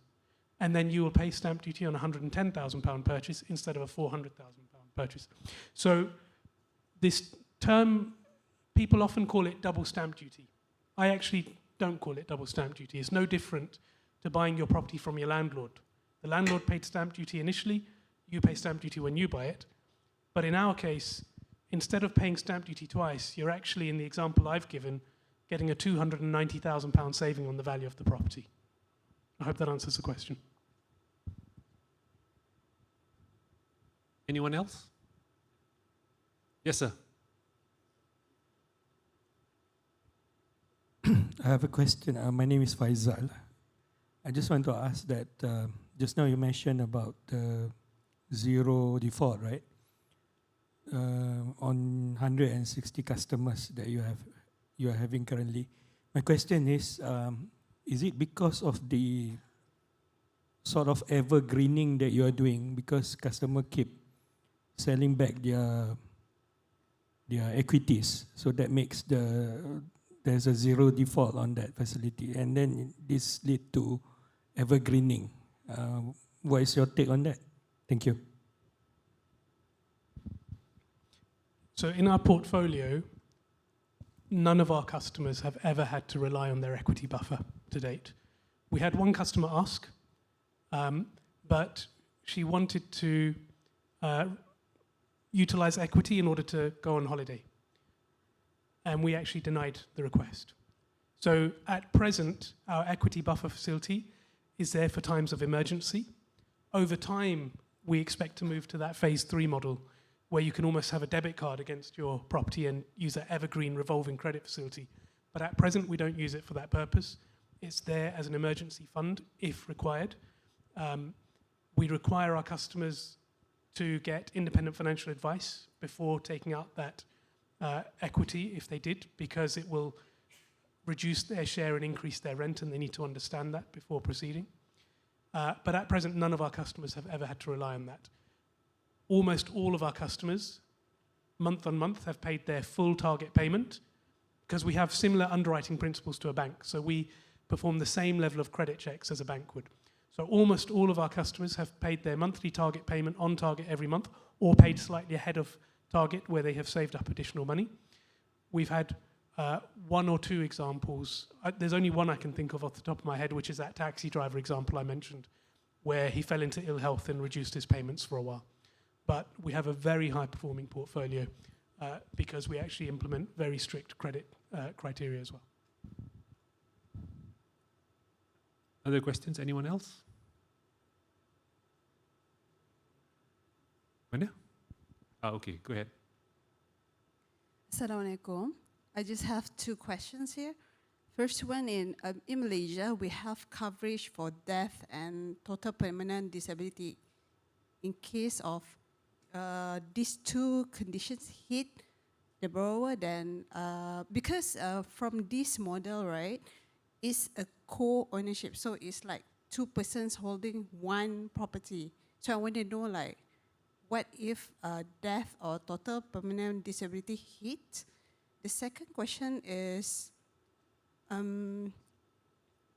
as you said that the investment is not legislated, it's no one's regulates because it's not saving something, right?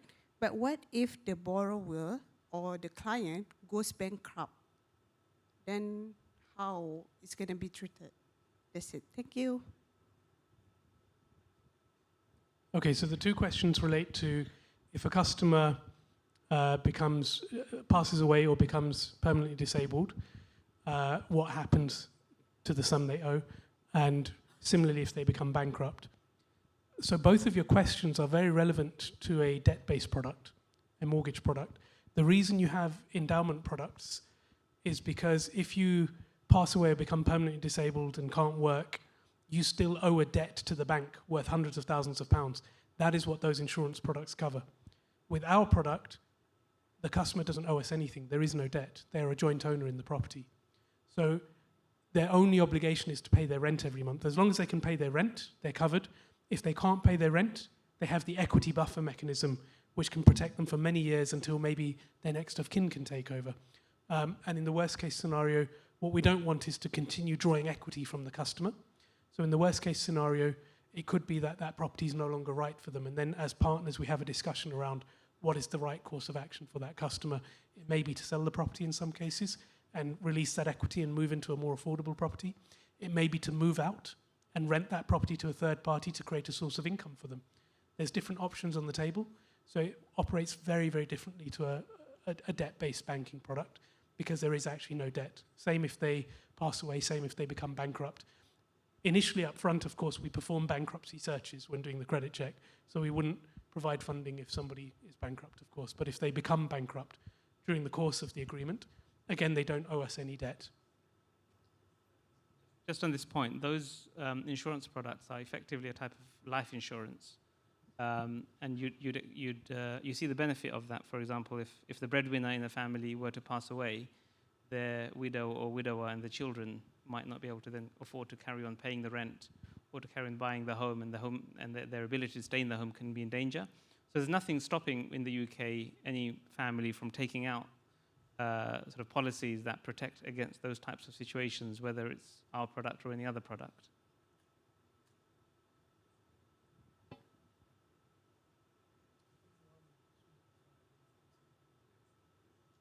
Any more questions? Yes, please.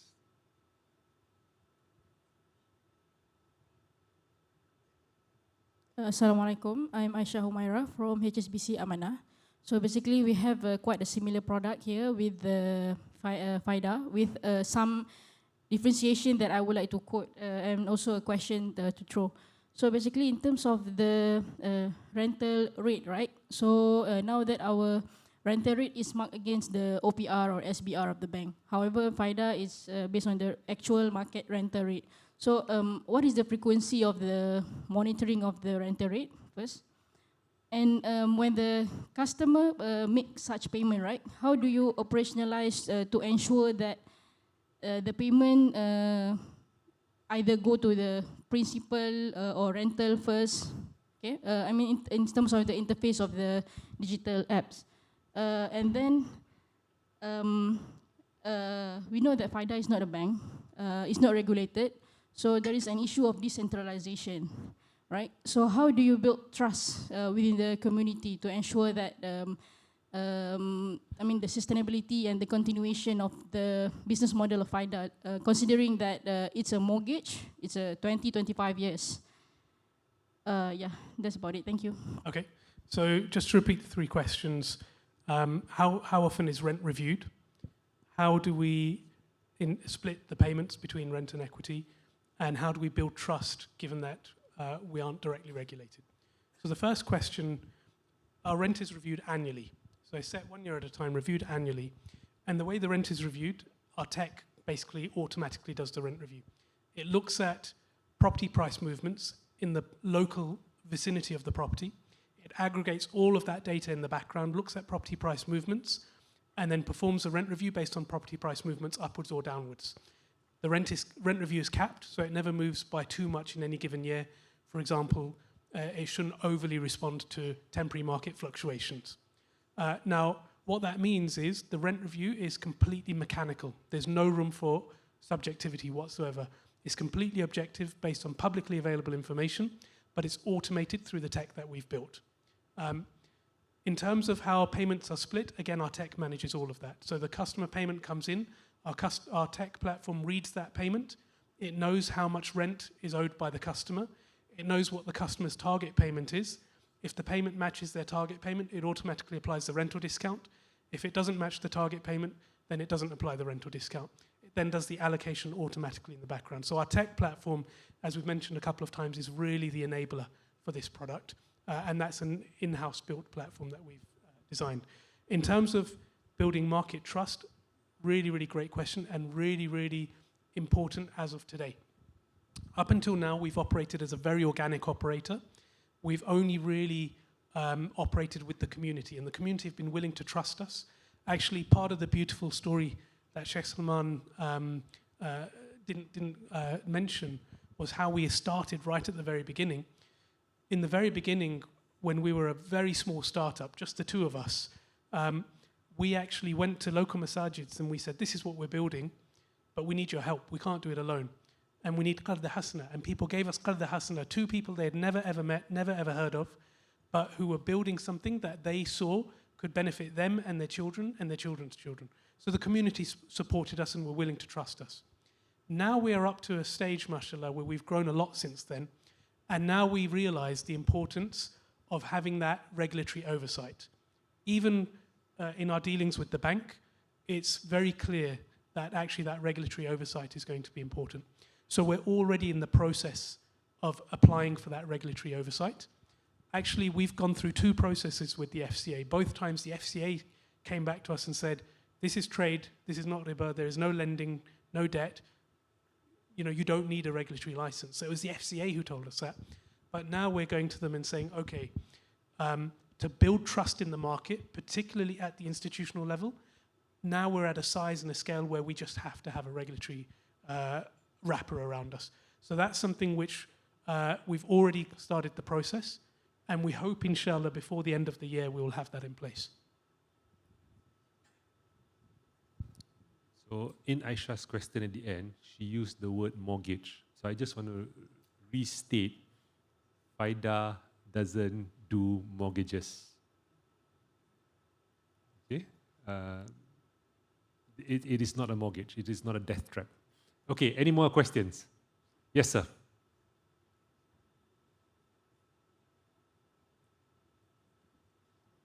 Hello, good afternoon.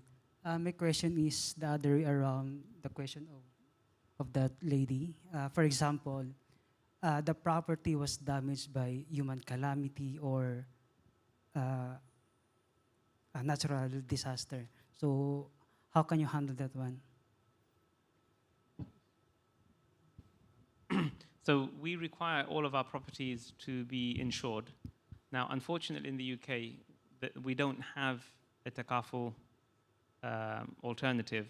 We don't have an Islamic insurance alternative. So our customers have to take what's available in the market.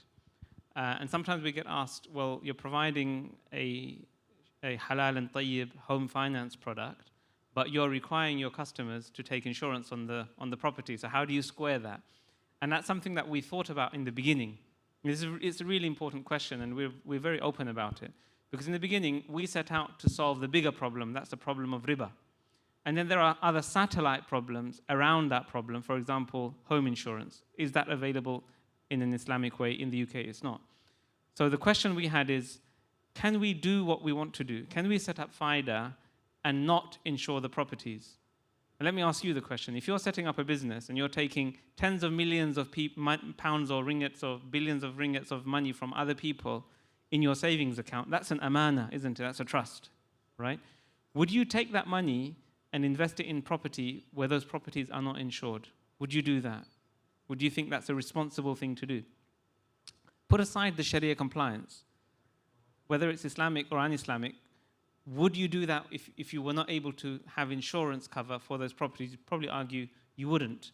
And so the question for us is, does that mean we don't do this project at all? Or do we do this project, solve the bigger problem first, and then one by one try to solve the satellite problems? And that's the approach we've taken.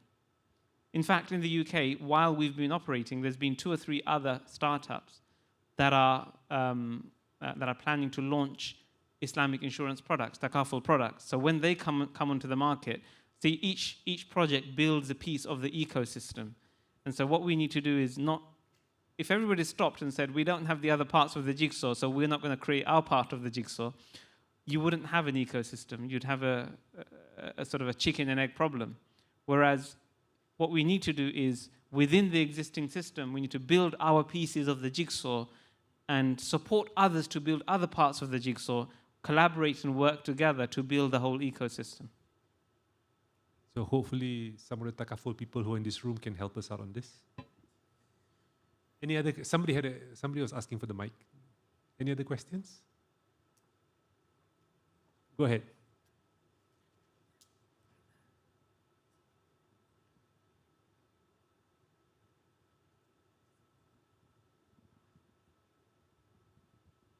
Talking about the insurance of takaful, my understanding is that the responsibility of taking up the coverage is on the SPV, correct?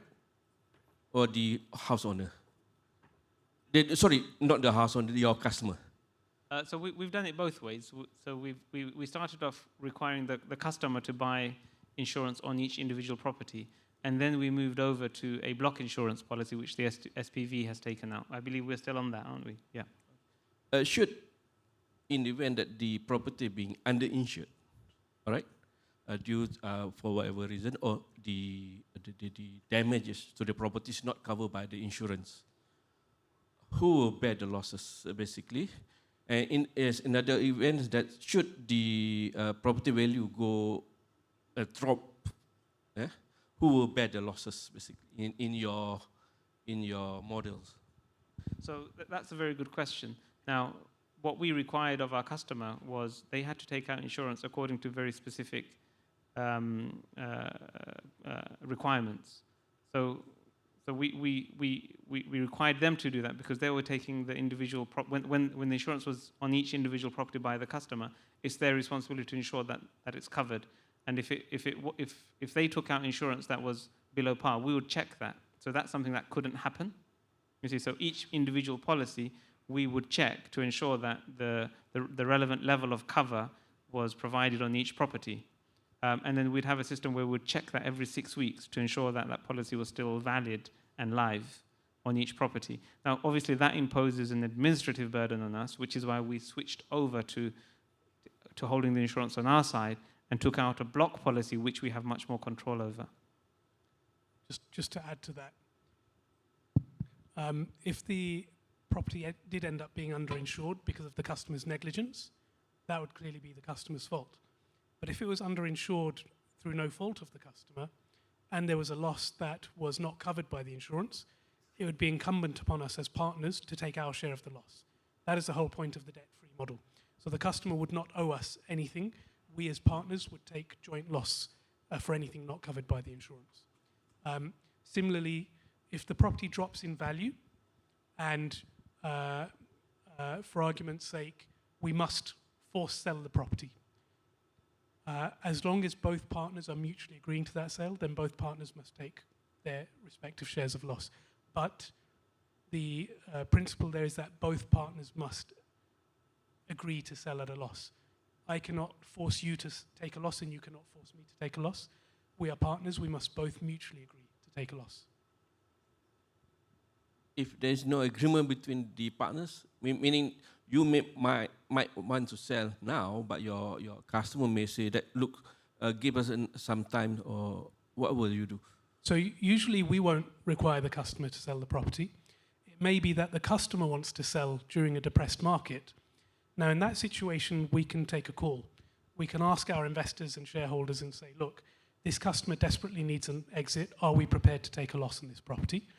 If it's a toxic asset, we may decide we just need to take a loss, and the investors may accept that.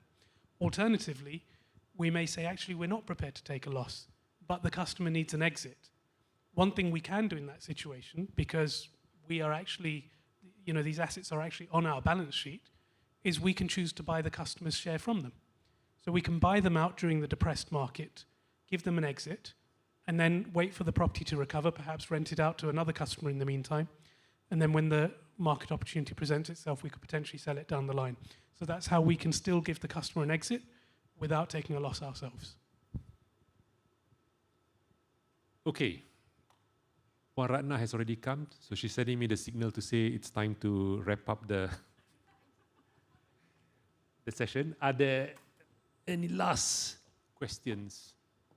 Kalau tak ada questions, I want to ask you a question. How many of y'all, if you were going to buy a house, would buy it on the Pfida scheme? Can I see a show of hands? How many would actually buy it on the Pfida scheme? So let's give a round of applause to them for all of the work that they have done. Thank you very much for making the trip here, for sharing a way forward with us. Very much appreciated. They will adjourn for the coffee afterwards, so you'll have much more time outside to speak privately to Raza and Sheikh Salman. Thank you very much. Thank you very much. Assalamualaikum warahmatullahi wabarakatuh. Thank you. Waalaikumsalam warahmatullahi wabarakatuh. Thank you to the moderator and panelists for that thought-provoking session. Can we have all of the gentlemen to step forward for a group photo first? Ladies and gentlemen, let us give a round of applause to the moderator and panelists. Thank you very much. And yes, we have a group photo first.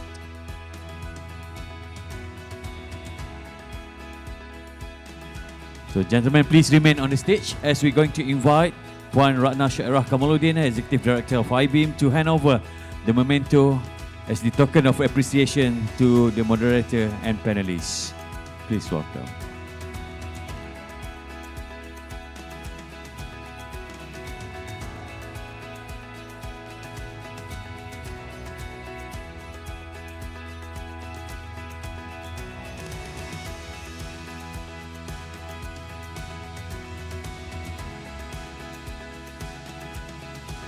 First to Mr. Salman and next to Mr. Raza Ullah. And last but not least, memento for our moderator, Dr. Ashraf Iqbal. And let's have another group photo with the memento and with Puan Ratna.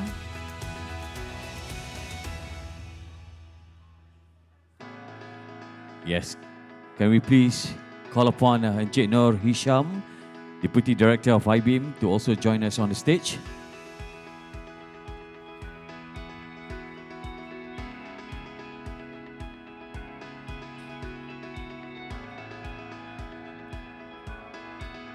Let's have a group photo together.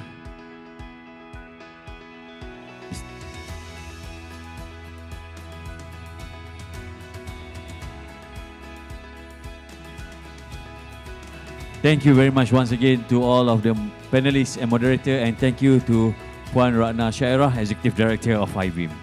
Ladies and gentlemen, with that we have come to the end of our program. We hope that today's discourse has been beneficial to you and to your respective organization.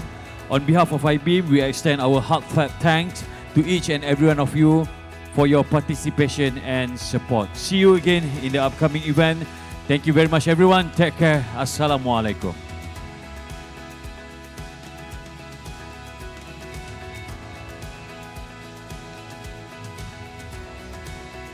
And please do not forget to enjoy your light refreshment as you go. Thank you very much.